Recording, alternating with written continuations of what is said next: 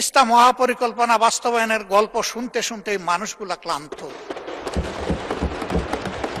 এখন আর গল্প শুনতে চায় না, এখন তারা পদক্ষেপ দেখতে চায়।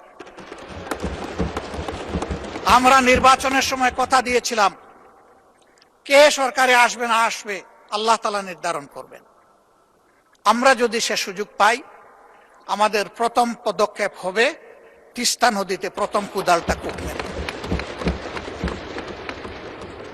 আমরা এখান থেকে শুরু করব। সারা বাংলাদেশ কম বেশি ঘোরার সুযোগ হয়েছে। রিয়েলি তিস্তা পারের মানুষগুলার মতো এত দুর্ভাগ্যপীড়িত মানুষ আমি বাংলাদেশের কোথাও আর দেখি না। অবশ্যই আমাকে তাদের কথা বলতে হবে। আমার কথা এখানে তিস্তা মহাপরিকল্পনা বাস্তবায়ন অতি সত্বর, বিশ্বাসযোগ্য, দৃশ্যমান ভূমিকা নেওয়া হচ্ছে, আমরা দেখতে চাই। কারো চোখ রাঙ্গানিকে আমরা পরোয়া করব না।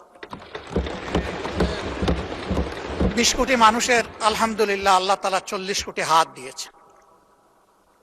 প্রত্যেকটি হাত সরকারের পাশে দাঁড়াবে, সরকার যদি সাহস করে এই পদক্ষেপ নেয়। আমি দাঁড়াবো, সবার আগে আমি দাঁড়াবো ইনশাআল্লাহ।